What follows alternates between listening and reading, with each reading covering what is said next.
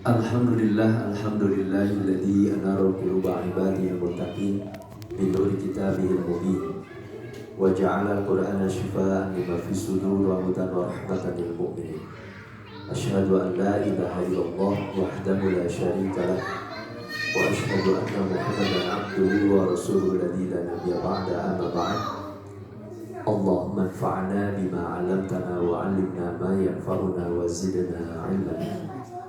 Hadirin khotiman rahimani wa rahimakumullah, Bapak Ibu semua jamaah Baitul Mu'min yang Allah muliakan. Di sela-sela kita beribadah kepada Allah, kita akan mengkaji satu kitab karya Imam Al-Ghazali, dan ini karya terakhir dari Imam Al-Ghazali, seorang ulama terkenal.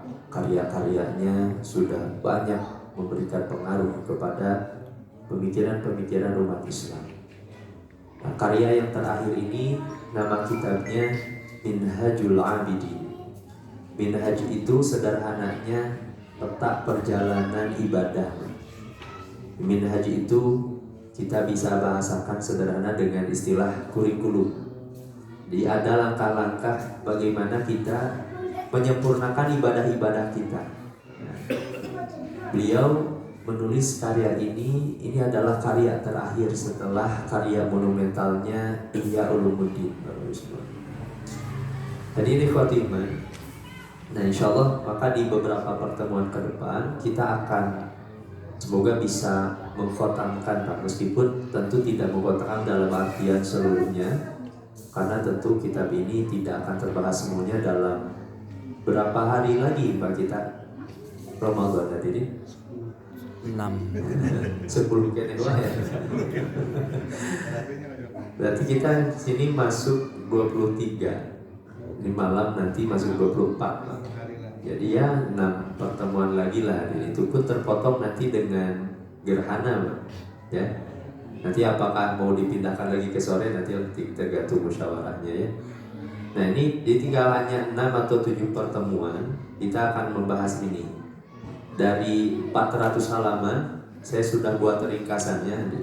Jadi ini udah ada ringkasannya 120 slide. Jadi semoga 120 slide ini bisa kita tuntaskan. Tapi yang pokok bukan masalah beres tapi tidak beresnya, tapi pesan-pesan manfaatnya untuk menyempurnakan ibadah kita itu tahapannya seperti apa. Nah, Imam Al-Ghazali itu mengatakan dalam pengantarnya, saya diberikan ilham oleh Allah untuk memberikan sistematika ini di akhir kehidupan saya. Jadi menurut beliau, dari perjalanan ilmiah ibadah yang begitu panjang, 7 langkah ini yang penting untuk diperhatikan untuk menyempurnakan ibadah-ibadah kita. Nah, sebelum kita mengulas apa kitab Minhajul Abidin, kita berkenalan dulu, Pak. Siapa Imam Al-Ghazali itu? Beliau nama lengkapnya Abu Hamid Al-Ghazali Muhammad bin Muhammad At-Tusi. Ini bapaknya namanya Muhammad, akina Muhammad, uyutnya Muhammad, Pak. Jadi beliau lahir tahun 450 Hijriah. Jadi kira-kira beliau berapa tahun yang lalu, hadirin, lahirnya, Pak? Sekarang berapa Hijriah, Pak? Ya berarti kurang lebih 800-900 tahun yang lalu. Ini Masya Allah, Pak. Ada orang menulis kitabnya, karyanya 900 tahun kemudian masih dibaca. Orang hari ini, Pak, bergelar doktor, nulis disertasi, belum tentu disertasinya jangankan 100 tahun, 10 tahun yang akan datang masih dibaca atau enggak. Ini berkahnya karya para ulama. Berapa santri, berapa asatidz, berapa dosen yang mengkaji kitab ini, dan kira-kira berapa pahala yang mengalir kepada Imam Al-Ghazali. Ini istimewanya ilmu yuntafa'u. Ilmu yang bermanfaat itu akan mengalir terus hadir menjadi amal jariah. Makanya pilihannya, kiranya kita tidak punya ilmu, tapi ilmu apapun sederhananya bahkan kepada anak itu bisa diberikan. Masih ada amal-amal yang lain, sedekah, hadirin. Kemudian kita sebagai anak atau kita melahirkan anak-anak yang solid nanti yang mendoakan kita. Nah, sejak kecil Al-Ghazali itu sudah mencintai ilmu. Orang kalau jadi ulama itu udah kelihatan, hadirin. Dari kecilnya adabnya baik, senang belajar, Beliau menekuni ilmu usul fikih, bahkan filsafat dan tasawuf. Nah, ini dua ilmu terakhir ini yang memang agak kontroversial, Pak. Tapi beliau satu-satu ulama yang berani untuk ke depan melawan para filosof-filosof dari Yunani, bahkan filosof-filosof Islam, untuk memegang bahwa Al-Quran Sunnah itu harus jadi pejakan kebenaran. Itu Imam Al-Ghazali. Makanya beliau disebut juga dengan Hujjatul Islam. Hujjah itu argumentasinya Islam. Nah, di usia 34 tahun, berarti kurang lebih 4 tahun di atas saya, Bu. Itu beliau sudah jadi rektor. Di usia 34 tahun. Jadi guru besar. Nama universitasnya Nizamul Muluk di Baghdad. Bahkan setiap kali Imam Al-Ghazali ceramah di usia 34 tahun, yang hadir itu 400 ulama di bidang pakarnya masing-masing. 400 ulama di usia 34 tahun, ini luar biasa. Usia yang sangat muda tapi sudah memiliki keunggulan keilmuan yang luar biasa. Nah, di usia-usia itu berada ketika Imam Al-Ghazali berada di puncak-puncaknya keilmuan, di usia 38 tahun Imam Al-Ghazali merasa kering di hatinya. Dia merasa ada yang tidak beres dari ilmu yang ia pelajari, hadir. Dia belajar tapi ternyata cinta popularitas, cinta duniawi. Akhirnya di usia 38 tahun Imam Al-Ghazali beruzlah. Beruzlah itu mengasingkan diri dari hiruk pikuk duniawi. Jadi terbayang ada orang, dia sudah memiliki jabatan tinggi, popularitasnya tinggi, harta duniawinya banyak, kemudian semua itu dilepaskan. Jadi kalau hari ini mungkin ya tingkat menteri, fasilitasnya sudah banyak, semuanya itu dilepaskan, jabatannya, hartanya semua dilepaskan oleh Imam Al-Ghazali. Kira-kira tokoh di Indonesia ada nggak seperti itu? Karena ingin mengasingkan diri, ingin beribadah kepada Allah, dilepaskan semua harta kekayaannya, bahkan jabatannya ditanggalkan. Beruzlahlah Imam Al-Ghazali ke Mekah. Dia beribadah di Mekah, kemudian lama tinggal di Syam. Syam itu antara Palestina hari ini, Suriah hari ini. Nah, selama 10 tahun, dan 10 tahun itulah kemudian Imam Al-Ghazali menulis Ihya Ulumuddin, yang karya yang terkenal Ihya Ulumuddin itu. Sampai kata Imam An-Nawawi, pujiannya kepada Imam Al-Ghazali, kalau seluruh kitab karya para ulama itu terbakar dan yang tersisa adalah Ihya Ulumuddin, maka Ihya Ulumuddin itu cukup untuk jadi bekal umat Islam. Ini pujiannya Imam An-Nawawi, penulis kitab Riyadhus Shalihin. Mungkin Bapak sudah rutin mengkajinya ya. Kitab Riyadhus Shalihin ini istimewanya kitab Ihya Ulumuddin. Memang kitab Ihya Ulumuddin ini hadir tidak lepas dari hadis-hadis dhaif. Tapi kebanyakan orang itu tidak adil menilai Imam Al-Ghazali. Karena kemudian di dalam Ihya Ulumuddin ada hadis-hadis dhaif, bahkan hadis-hadis palsu, kemudian ditinggalkan. Padahal dari seluruh hadis yang ada di dalam Ihya Ulumuddin itu kurang lebih ada 5.000 hadis. Dari 5.000 hadis, dari 4.848 hadis, itu kata ulama hadis namanya As-Subki, itu sekitar 900 hadis yang memang tidak ada sandarannya. Jadi hanya 1/5-nya saja. Jadi bayangkanlah, dari 5.000 hadis, kemudian 4.000 hadisnya dipukul rata seolah-olah gak boleh dipelajari. Itu keliru. Jadi harus adil. Nah, bahkan ulama-ulama setelahnya itu menemukan sanad-sanadnya. Kalaupun ada hadis-hadis dhaif, memang di dalam ulama-ulama mazhab Syafi'i, ulama hadis itu boleh digunakan dalam rangka targhib, memotivasi kita untuk beribadah, atau supaya kita takut kepada Allah. Nah, dalam mazhab Syafi'i dibolehkan. Nah, sisanya ada 4.000 hadis yang itu ada asalnya, ada hadis sahih di sana. Harus adil menilai itu, cuman kemudian memukul rata seolah-olah Ihya Ulumuddin itu jelek semua. Nah, kemudian di usia 49 tahun akhirnya Imam Al-Ghazali kembali lagi ke Naisabur.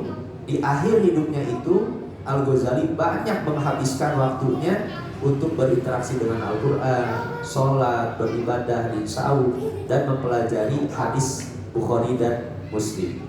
Dia wafat di usia 55 tahun di Tus pada hari Senin 14 Jumadil Akhir 505 Hijriah. Dan ini Minhajul Abidin, itu adalah di antara karya terakhirnya. Hadirin ikhwati iman rahimanillah, kurikulum dalam beribadah dan ibadah itu adalah aspek yang paling terpenting dalam kehidupan kita. Wa ana rabbukum fa'budu. Akulah kata Allah Rabb kalian, maka beribadahlah kepadaku. Ibadah yang seperti apa? Yang baik dan sempurna ini, nah Imam Al-Ghazali memberikan peta itu hadirin. Apa ibadah itu, Bapak Ibu semua? Ini Imam Ibnu Taimiyah memberikan pengertian. Ibadah itu nama untuk segala sesuatu aktivitas kita yang dicintai dan diridhoi oleh Allah, baik secara zahir, pergerakan badan kita, ataupun batin, pergerakan hati kita. Jadi ibadah itu sebenarnya luas. Bapak Ibu semua jangan punya anggapan bahwa ibadah itu hanya terbatas di masjid misalnya. Hadirin, ibu-ibu memasak, membantu misalnya, bekerja untuk anak-anak, untuk suami, termasuk bapak semua mencari nafkah. Di dalam Islam itu bagian dari ibadah. Aktivitas apapun yang dicintai dan diridhoi oleh Allah itu adalah bagian dari mengabdi kepada Allah Subhanahu wa taala. Namun, ada ibadah-ibadah yang memang khusus. Ini untuk dalam rangka mengagungkan Allah, menunaikan perintah Allah, meninggalkan larangan-larangan Allah. Nah, inilah yang dimaksud oleh Imam Al-Ghazali di dalam kitab ini. Nah, hadirin, ini peta bahasan yang akan kita bahas dari seluruh isi kitab dari Minhajul Abidin. Jadi pertama ada 7 tangga, Pak. Jadi dalam menyempurnakan ibadah itu, pertama tangga yang harus kita dapatkan itu adalah tangga ilmu. Karena mustahil seorang akan sempurna ibadahnya itu tanpa ilmu. Kan Bapak Ibu semua ya, kita kan sadar ketika kita semakin banyak mengaji, belajar tentang akidah, belajar fikih, ibadah itu terasa lebih nikmat dibandingkan dahulu ketika kita belum belajar banyak mengaji, Pak. Ilmu itu akan menambah kehusyuan. Ilmu itu akan menambah keagungan kita kepada Allah Subhanahu wa taala. Itu ilmu. Yang kedua, mustahil cahaya-cahaya Allah itu akan masuk ke dalam hati kita kalau tangga yang kedua tidak ditapaki. Itu adalah tangga taubat. Membersihkan semua noda-noda dosa, keburukan-keburukan di dalam diri kita. Ini tangga yang kedua. Tangga yang ketiga, ada godaan-godaan dalam ibadah yang harus diwanti-wanti. Nanti apa saja, mulai dari dunia, hadir godaan ibadah itu, kemudian manusia itu sendiri, kemudian hawa nafsu, setan. Nah, ini nanti akan kita bahas. Dan yang ketiga, yang keempat, ada penghalang-penghalang ibadah. Apa saja diantaranya penghalang ibadah? Orang mencari rezeki ya, di. Saya berapa kali ya melewat pasar Ciroyong, Pak, tiap subuh dan tiap kadang malam, Pak. Saya berpikir satu sisi ya orang butuh untuk mencari rezeki, Pak. Tapi berapa banyak orang karena mencari rezeki kemudian dia lupa meninggalkan kewajiban-kewajiban agama. Dan ini yang harus diwanti-wanti kata Imam Al-Ghazali, penghalang-penghalang dalam ibadah.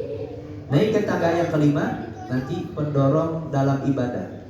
Apa yang akan menjadikan kita itu akan semangat untuk beribadah? Nah, nanti 2, khauf, rasa takut kita, dan itu butuh ilmunya. Termasuk kemarinnya ketika kita mengetahui keindahan surga, kan kita akan lebih semangat hadirin untuk bersujud kepada Allah. Kemudian ketika kita mengetahui siksa-siksa neraka yang begitu dahsyat, kita akan tahu, semakin takut kita untuk berbuat dosa dan bermaksiat. Khawatir kalau ternyata dosa-dosa itu tidak diampuni oleh Allah Subhanahu wa taala. Nah, ini pendorong-pendorong dalam beribadah. Nanti masuk ke tangga perusak ibadah. 2 yang akan merusak ibadah kita. Pertama, riya, karena mengharapkan perhatian dari makhluk. Yang kedua, ujub. Ujiannya ahli ibadah itu hadirin, ketika kita lama beribadah, ibu-ibu semuanya lama mengaji di masjid, diujinya oleh Allah itu apa? Merasa bangga diri seolah-olah sudah solid, dan itu seolah-olah kuasa sendiri. Dan ketika lama beribadah seolah-olah kesolihan itu didapatkan oleh kuasa diri sendiri, dan kemudian menganggap remeh rendah orang lain, seolah-olah orang lain itu lebih rendah kemuliaannya di hadapan Allah Subhanahu wa taala. Itu ujiannya ahli ibadah itu, ujub, bangga diri. Dan yang terakhir, di puncak-puncaknya ibadah seorang hamba itu adalah puncak tangga ujian dan syukur kepada Allah. Hadirin Bapak Ibu semua, kita hari ini bisa beribadah di masjid, Pak. Itu tiada lain karena karunia Allah. Nah, maka puncak ibadah seorang itu ketika merasakan bukan hanya kenikmatan berzikir, bahkan ibadah yang kita lakukan, sholat, saum, baca Quran, itu wajib disyukuri. Nikmat yang itu adalah pemberian Allah. Kalau orang sudah berada di tingkatan itu, dia merasakan kenikmatan ibadah dan kemudian bersyukur kepada Allah, maka ia sudah berada di puncak kesempurnaan ibadahnya, dikata Imam Al-Ghazali. Nah, insya Allah kita akan ulas hadirin satu persatu, Pak. Jadi tangga-tangga ini di dalam karyanya Imam Al-Ghazali.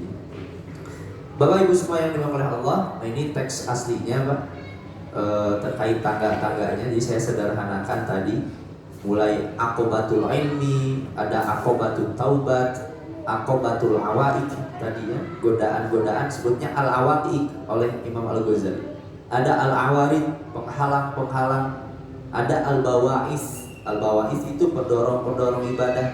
Ada al-qawadih, apa saja yang merusak ibadah itu. Dan yang terakhir, aqobatul hamdi wa syukri, di tangga pujian dan syukur kepada Allah. Nah, hadirin ikhwatiman, ini tangga yang pertama, Pak. Tangga ibadah yang pertama untuk menyempurnakan ibadah kita itu adalah ilmu.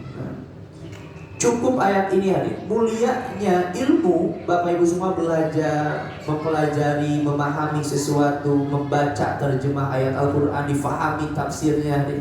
Difahami hukum-hukum fikihnya. Ini cukup ayat ini menjadi keutamaan ilmu. Ayat apa yang dimaksud? Surat At-Tolak ayat ke-12. Ketika Allah berfirman, A'udzubillahi minasyaitonirrajim. Allahul ladzi khalaqa sab'a samawati wa minal ardi mithlahun. Allah lah yang menciptakan 7 langit dan bumi yang semisalnya. Yatanazzalul amru bainahunna. Yang perintah Allah itu berlaku di antara langit dan bumi. Mengapa Allah menciptakan langit dan bumi? Lita'lamu annallaha ala kulli syai'in qadir. Agar kita semua berilmu, maknanya. Kenapa Allah menciptakan langit dan bumi? Karena ilmu. Supaya kita mengetahui bahwa Allah itu berkuasa atas segala sesuatu. Allah ciptakan bumi dan langit ini karena Allah berharap kita ini tahu siapa Allah. Allah itu yang berkuasa atas segala sesuatu yang kita saksikan. Wa anna Allaha qad ahata bi kulli syai'in ilman. Dan Allah maha berkuasa, benar-benar meliputi terhadap segala sesuatu. Hadirin Bapak Ibu semua, bagi orang yang benar ilmunya bersih, hadirin, jangankan keagungan alam semesta yang begitu besar, hadirin, daun yang terjatuh pun, Pak, kalau orang benar hatinya, itu akan menatap itu adalah kuasa Allah. Setiap pergerakan sekecil apapun di dunia ini, itu adalah ada kuasa tangan Allah Subhanahu wa taala. Nah, kata Imam Al-Ghazali, ayat ini cukup. Ibu mulianya ilmu karena Allah menciptakan langit dan bumi itu alasannya karena ilmu. Nah, ini kata Imam Al-Ghazali, beliau mengatakan wa'lam annal ilma wal ibadah, ilmu dan ibadah itu li ajlihi ma unzilatil kutub. Itulah alasannya kenapa Allah menurunkan Al-Quran, karena supaya kita berilmu dan beribadah. Makanya Allah turunkan Al-Quran. Wa ursilatir rusul, termasuk Allah mengutus Nabi Muhammad SAW. Kenapa Allah mengutus Nabi Muhammad? Supaya kita berilmu dan bisa beribadah kepada Allah. Bali ajlihi ma khuliqas samawati wal ard, bahkan karena ilmu dan ibadah itu kemudian Allah ciptakan langit dan bumi. Wa ma fihi ma minal khalq, dan bahkan seluruh makhluk yang ada di muka bumi itu, supaya kita ini berilmu dan memiliki ibadah. Nah, ini alasannya. Kemudian hadirin Fatimah, kenapa yang didahulukan ilmu oleh Imam Al-Ghazali? Karena ilmu ini bahkan diisyaratkan oleh Nabi SAW itu lebih mulia daripada ibadah. Fa'lam annal ilma asyraful jawharain. Ilmu itu lebih mulia daripada dua esensi tadi. Kalau kita ingin bandingkan lebih mana mulia ilmu dengan ibadah. Inna fadlal alim, ini kata Nabi, ini dalam hadis riwayat Tirmidzi. Alal abid kafadli ala adna rajulin min ummati. Keutamaan orang alim, orang yang berilmu dibandingkan ahli ibadah seperti keutamaanku dibandingkan dengan seseorang dari umatku yang derajatnya paling rendah. Itu mulianya orang yang berilmu. Makanya lihat di dalam Al-Qur'annya surat Mujadilah, yarfa'illahu alladhina amanu minkum walladzina utul ilma darajat. Kata Imam Al-Qurtubi, Allah angkat hadirin derajat kita karena kita beriman kepada Allah. Tapi kalau kita kemudian beriman dan memiliki ilmu, maka derajat kita akan diangkat lebih tinggi dibandingkan dengan orang-orang beriman yang lain. Lihat siapa hadirin Bapak Ibu semua yang disebutkan oleh Allah makhluk yang paling mulia. Ini para ulama berdalil bahwa orang-orang yang berilmu lah yang menjadi paling mulia itu dengan surat Al-Bayyinah ayat ke-7. Di ayat yang terakhir hadirin. Kemudian di ayat yang innama yakhsyallaha min ibadihil ulama. Nah, kan kalau kita bertanya siapa makhluk Allah yang paling mulia? Jawabannya ini. Ketika Allah menyebutkan innal ladzina amanu wa amilus solihati ulaika hum khairul bariyah. Sungguh orang yang beriman dan beramal soleh itu adalah sebaik-baiknya makhluk Allah. Siapa sebaik-baiknya makhluk Allah itu? Kan sifatnya di ayat terakhir di surat Al-Bayyinah disebutkan radhiyallahu anhum wa radu'an dzalika liman khasyya rabbah. Siapa yang makhluk yang paling mulia itu? Makhluk yang memiliki rasa takut kepada Allah. Siapa yang memiliki rasa takut kepada Allah? Innama yakhsyallaha min ibadihil ulama. Kata Allah, orang-orang yang memiliki rasa takut kepada Allah itu hanyalah orang-orang yang berilmu. Makanya hadirin Bapak Ibu semua, semakin bertambah ilmu kita, itu adalah idealnya adalah harus bertambah rasa takut kita kepada Allah Subhanahu wa taala. Makanya kata Abdullah bin Mas'ud, laisal ilmu bikathratil hadis. Ilmu itu bukan anak-anak kita banyak menghafal hadis, Pak. Bukan itu ilmu itu. Anak kita banyak hafalan Qur'annya, bukan. Yang disebut itu ilmu itu, walakinnal ilma bi khasyatillah. Yang disebut ilmu itu ketika anak-anak kita dengan ilmu yang dipelajarinya itu dia semakin tahu Allah, mengenal Allah, takut kepada Allah, semakin baik ibadahnya, semakin baik akhlaknya. Itu yang disebut dengan ilmu. Nah, makanya ilmu itu ditempatkan oleh Nabi SAW itu lebih mulia daripada ibadah sekalipun. Makanya ada satu riwayat nadratun ilal alim, ini satu nasihat. Memandang seorang ahli yang berilmu, ahli ilmu itu ahabbu ilayya min ibadatis sanatin siyamiha wa qiyamiha. Itu lebih aku sukai daripada saum dan ibadah sepanjang tahun. Memandang ahli ilmu. Kadang hadirin Bapak Ibu semua, ini celotehnya saya dengan murid-murid dari guru saya. Yaitu sering celotehnya di sini. Kadang kita itu ingin bertemu guru tuh, kadang bukan ingin belajar, memandang wajahnya ini sok terkuat yang sholat. Itu saya kalau celoteh dengan murid guru-guru saya, Pak. Cuma kayak gitu. Kadang kita itu kalau ingin bertemu guru tuh bukan karena ingin belajar, itu kadang ingin bertemu saja pun ketika memandang wajahnya. Karena kalau kita bertemu dengan guru, Pak, adabnya bagus, ibadahnya bagus, sholat kualitasnya bagus, hafalan Qur'annya bagus, Pak, akhlaknya bagus, itu kadang bertemu aja menyejukkan hati ya. Kadang saya dengan murid-murid guru saya seperti itu. Baru orang macam lain hayang ilmu tapi kuninggalin lagi kuat hayang sholat. Itu hebatnya orang-orang ahli ilmu. Nah, selanjutnya Imam Al-Ghazali mengatakan ilmu itu ibarat pohonnya dan ibadah adalah buahnya. Kira-kira mungkin tidak hadirin ada buah tanpa pohon, Pak? Gak mungkin. Ibadah itu akan muncul itu karena ilmu. Dan itu kan kita sadari semua hadirin. Bapak Ibu semua iktikaf termasuknya menghidupkan 10 malam terakhir kan punya ilmu karena tahu ada kemuliaan-kemuliaan yang lebih dibandingkan malam-malam yang lain. Kita diberitahu oleh Nabi SAW melalui ilmu. Ada Lailatul Qadar di sana. Nabi mencontohkan, mensunnahkan bagaimana menghidupkan. Karena ilmu, kemudian akhirnya kita bergerak untuk beribadah kepada Allah. Makanya, ini kata Imam Al-Ghazali, ilmu itu ibarat pohon. Bimanzilati syajarah. Sedangkan ibadah, bimanzilah samarah.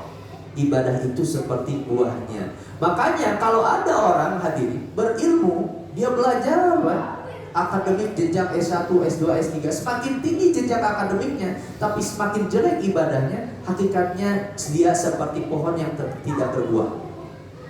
Punya pohon tapi gak ada buahnya. Ini kata Imam Al-Ghazali.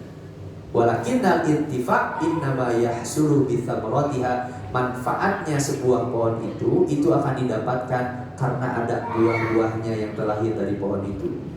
Nah, maka ilmu dan ibadah itu sesuatu yang tidak bisa dipisahkan. Nah, ini nasihatnya dari Imam Hasan Al-Basri. Imam Hasan Al-Basri beliau pernah mengatakan seperti ini. Utlubu hadal ilma talaban la yadurru bil ibadah. Carilah ilmu itu dengan sungguh-sungguh, tapi jangan sampai karena mencari ilmu kemudian merusak ibadah kita kepada Allah. Dan sebaliknya, watlubu hadhil ibadah. Beribadahlah dengan sungguh-sungguh. Talaban la yadurru bil ilmi, tapi jangan sampai ibadah kita itu merusak ilmu kita. Akhirnya kita berhenti menuntut ilmu. Karena ilmu dan ibadah itu harus beriringan, berbarengan. Nah, kemudian apa ilmu yang wajib kita pelajari? Dua kata Imam Al-Ghazali. Yang pertama, yang mesti kita pelajari adalah alaika an ta'rifal ma'bud. Ilmu yang wajib dipelajari adalah ilmu tentang siapa yang kita ibadahi, yaitu adalah ilmu tentang Allah. Ini wajib yang kita pelajari.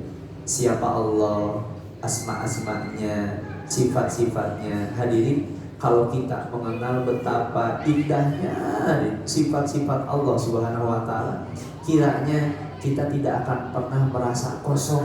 Ada zat yang selalu menyayangi kita, ada zat yang siap mengurus kita, ada zat yang maha besar siap memberikan rezeki kepada kita. Kalau kita mengenal benar Allah Subhanahu wa Ta'ala. Nah, ini ilmu yang pertama, kita wajib mengenal Allah. Makanya hadirin, jangankan sifat-sifat yang lain, Pak. Kita mengenal Ar-Rahman dengan Ar-Rahim saja itu luar biasa. Kalau dibedah, itu perbedaannya Ar-Rahman dengan Ar-Rahim. Kenapa Ar-Rahman dan Ar-Rahim itu diulang sampai 2 kali? Contoh saja, Pak. Imam Al-Baghawi mengatakan Ar-Rahman Ar-Rahim itu kan satu akar kata, hadirin. Itu sama dari akar kata rahmah, kasih sayang. Kenapa Allah sampai mengulang 2 kali sifatnya Ar-Rahman Ar-Rahim? Kata Imam Al-Baghawi itu karena Allah sedang menyadarkan kepada kita, Allah itu memberi nikmat setelah memberi nikmat. Maksudnya apa? Allah itu kalau memberi hadiah kepada kita, itu gak akan ada habisnya, Pak. Itu terus menerus. Itu Ar-Rahman Ar-Rahim. Makanya Allah mengulang 2 kali. Bapak Ibu semua, terasa tidak di setiap hari kita itu selalu diberi nikmat oleh Allah, Pak? Dan Allah tidak akan pernah berhenti memberi nikmat kepada kita. Itu Ar-Rahman Ar-Rahim. Kalau kita lihat, Pak, manusia ada tidak hadir manusia, bahkan yang mencintai kita saja, dia setiap hari ngasih hadiah kepada kita. Kira-kira ada tuh, Pak? Bahkan suami atau istri pun setiap hari. Itu kiranya gak akan seperti Allah, hadirin. Itu sayangnya Allah kepada kita, Pak. Setiap hari Allah memberikan kasih sayang kepada kita. Itu baru Ar-Rahman Ar-Rahim. Belum sifat-sifat yang lain. Makanya para ulama sudah banyak menulis karya-karya, bahkan karya-karya yang tebal tentang penjelasan asma dan sifat Allah Subhanahu wa Ta'ala. Nah, ini yang pertama adalah kita mengenal Allah yang kita ibadahi. Jangan sampai kata Imam Al-Ghazali, kaifa ta'budu man la ta'rifu bi asma'ihi wa sifatihi. Bagaimana bisa kita beribadah kepada zat yang kita tidak mengenal zat itu siapa? Ini kata Imam Al-Ghazali, luar biasa. Kita setiap hari beribadah tapi kita tidak mengenal siapa yang kita ibadahi itu. Harus berkenalan dengan Allah Subhanahu wa Ta'ala. Nah, ini ilmu yang kita pelajari. Nah, makanya ini sebagai kurikulum saja, hadirin. Lebihnya nanti Bapak Ibu semua, setelah itikaf ini, setidaknya ini menjadi gambaran apa langkah-langkah yang harus kita kuasai.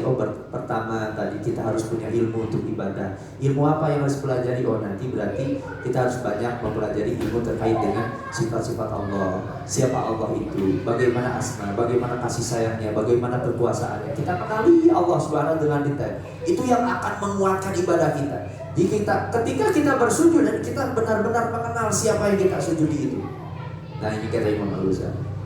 Kemudian yang kedua, ketika kita telah mengenal Allah Subhanahu wa taala, maka kita wajib mengetahui kewajiban-kewajiban dan larangan-larangan Allah. Ini dua ilmu yang wajib dipelajari. Anta'lama ma yalzamuka fi'luhu minal wajibat asy-syar'iyyah. Karena mustahil kita melakukan sesuatu tapi kita tidak tahu mana yang diperintahkan oleh Allah, atau kita melakukan sesuatu ternyata itu adalah dilarang oleh Allah. Berapa banyak hadirin orang bermuamalah tidak tahu ternyata muamalah itu haram.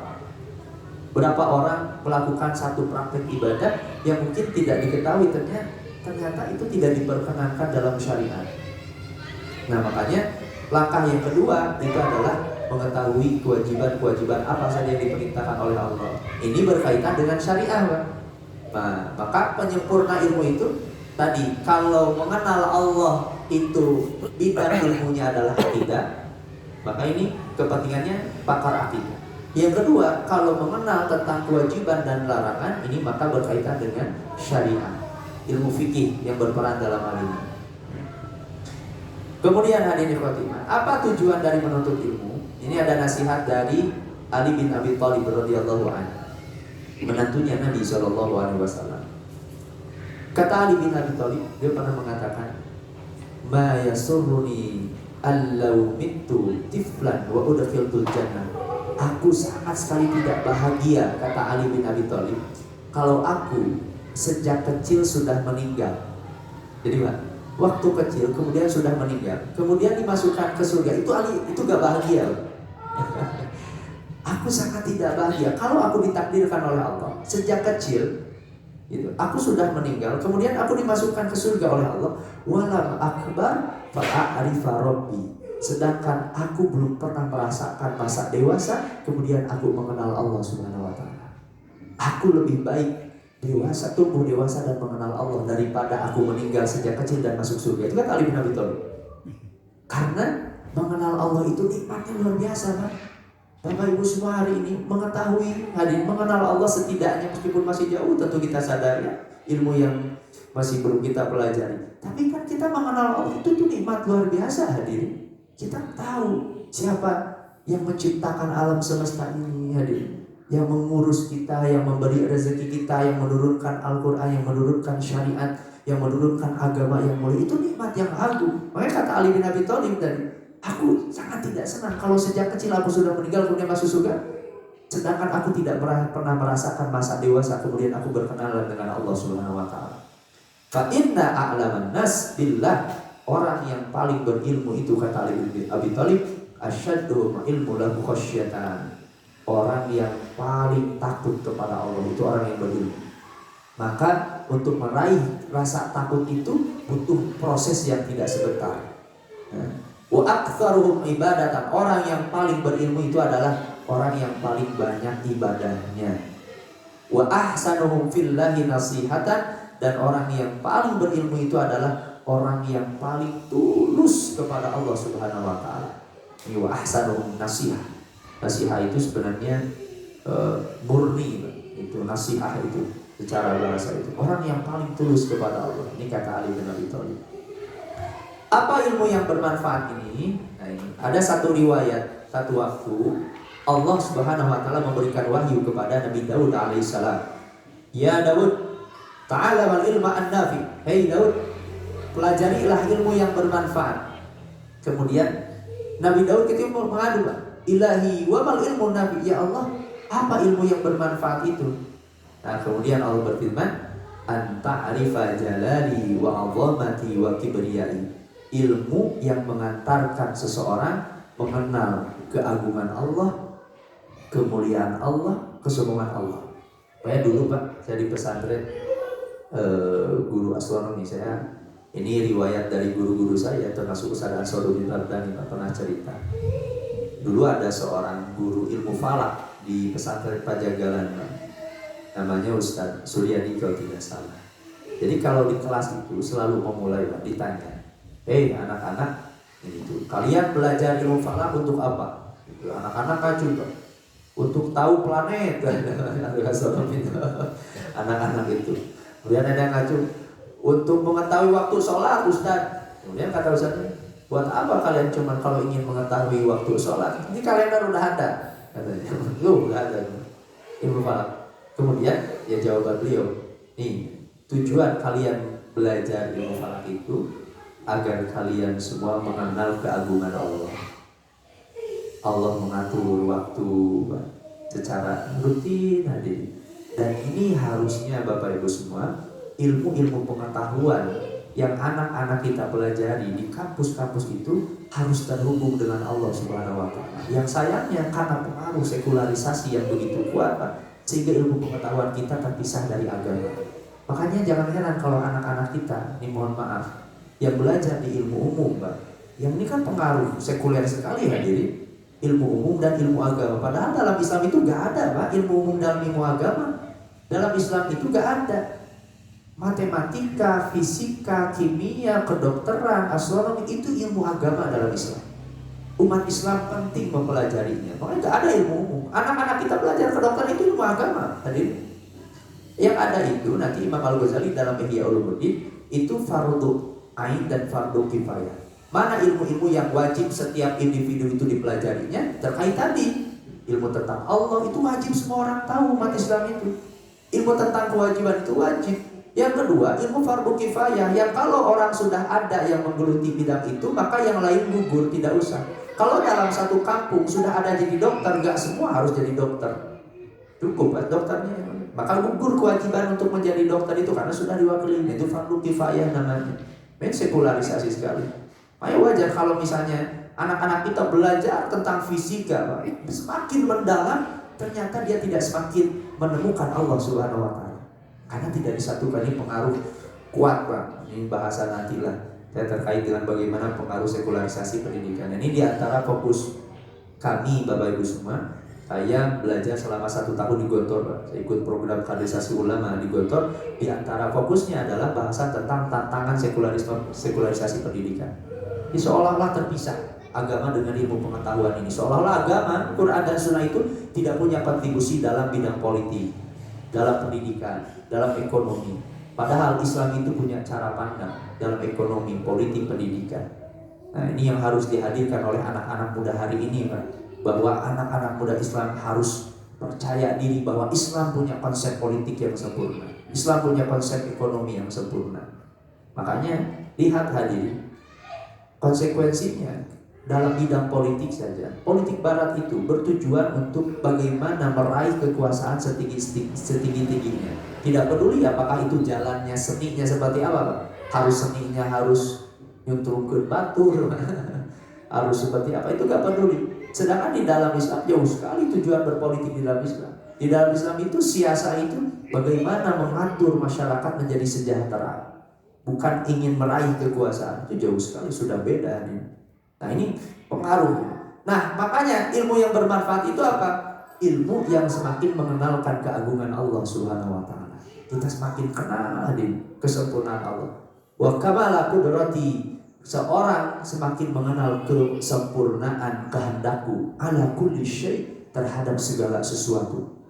Makanya hadirin, ini diantara pengaruh sekularisasi, Pak. Pernah tidak hadirin kalau ada gejala misalnya bencana alam, Pak, kemudian pemerintah datang, tolong masyarakat akibat bencana ini, mungkin itu dulu ya, tsunami di Palu, ini pemerintah tolong masyarakat sama-sama berdoa, bertobat kepada Allah. Pernah tidak, Pak? Itu pengaruh. Yang disampaikan apa? Ini ada pergerakan lempengan, dan itu seolah-olah gejala alam itu terjadi itu karena gejala alam, tidak ada kuasa Allah di sana. Itu pengaruh pendidikan sekuler itu seperti itu aja. Padahal kan bagi kita orang yang beriman, semua yang terjadi di alam semesta ini hadir itu adalah kuasa Allah Subhanahu wa Ta'ala. Padahal Al-Fatihahnya tiap hari dibaca, Pak. Alhamdulillahirabbil alamin. Segala puji bagi Allah yang menciptakan, mengurus, mengatur alam semesta ini diatur oleh Allah. Apalagi cuman pergerakan itu diatur oleh Allah Subhanahu wa taala. Ini ilmu yang bermanfaat itu. Makanya bagi Islam hadirin jangan ada pemisahan seolah-olah ilmu umum itu bukan ilmu. Itu ilmu agama. Yang jadi masalah adalah ketika ilmu-ilmu umum itu tidak diperkenalkan untuk mengenal keagungan Allah Subhanahu wa taala. Nah, kemudian ini sebagai penutup tangga pertama hadirin. Ini ringkas saja.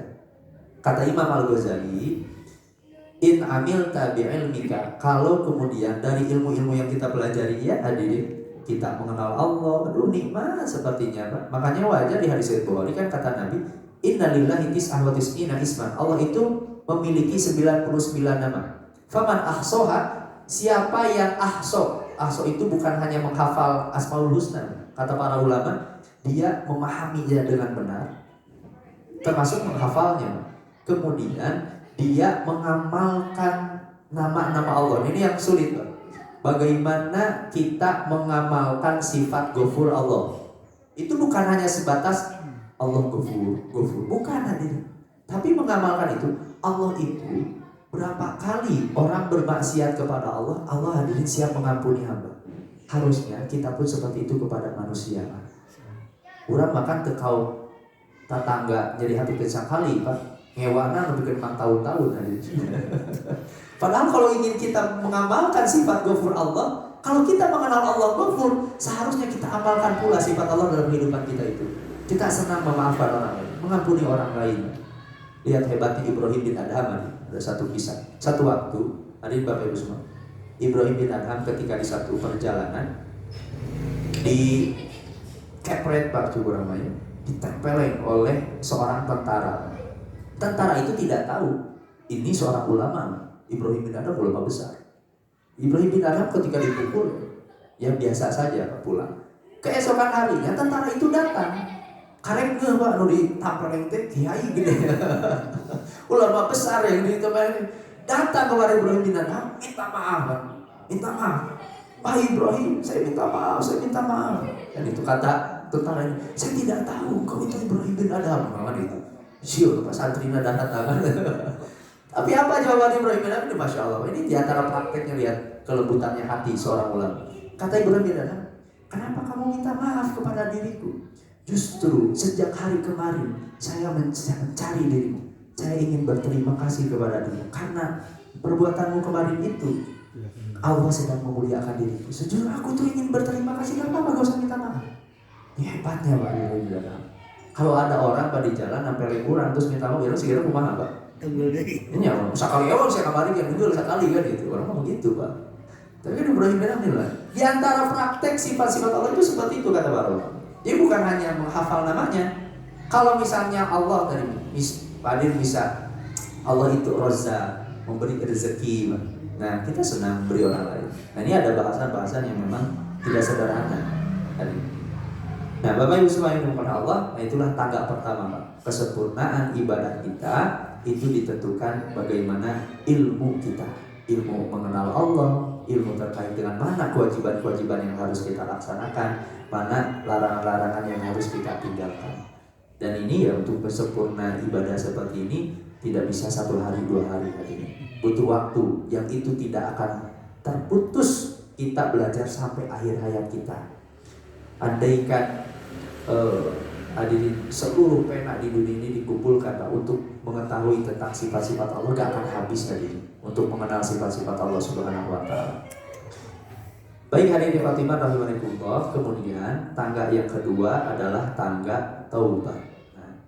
Namun ini mohon maaf hadirin Bapak Ibu semua, ini saya harus tarawih ke Cijer agak jauh Pak. Pak saya niatkan tadi 4:45 cukup. Saya tadinya mau 2 tangga Pak, 1 tangga gini agak pelan-pelan. Tapi gak apa-apa hadirin. Yang penting kita sudah memetakan minimal, nah ini 1 tangga ini. Ya insya Allah nanti di pertemuan esok, nah besok kita masuk ke tangga yang kedua. Bagaimana tobat yang ideal? Kenapa tobat yang dipilih? Karena kata Imam Al-Ghazali, ilmu-ilmu yang dipelajari itu tidak akan bercahaya Pak, kalau ternyata masih ada dosa-dosa di dalam hati kita. Karena ilmu itu tempatnya di dalam hati. Di dalam hati. Makanya Imam Syafi'i kan pernah memberikan nasihat, Innal ilma nurun wa nurullahi la yu'ta bi'asi. Ilmu itu cahaya dan cahaya Allah itu tidak akan datang kepada orang yang bermaksiat. Itu kata Imam Asy-Syafi'i dalam syairnya yang terkenal. Nah, makanya langkah yang kedua itu adalah orang tidak akan sempurna hadirin ibadahnya sampai dia benar berhenti dari dosa-dosanya. Percuma kan ada orang rajin tahajud, siangnya masih maling kene kan? Itu gak akan sempurna ibadahnya. Ibadah banyak saum hadirin, dia banyak saum. Ternyata tapi dia masih senang hadirin, lisannya masih berdosa. Percuma dia lapar haus tapi ternyata lisannya berdosa. Nah, makanya tangga yang kedua selanjutnya adalah harus benar total tobat dari seluruh dosa yang pernah kita lakukan. Itu sempurna, baru akan sempurna ibadahnya, akan bercahaya, merasakan kenikmatan beribadah kepada Allah. Nah, ini Fatimah insyaallah nanti besok Pak kita akan lanjutkan lagi. Ini mohon maaf tadi Bapak Ibu semua.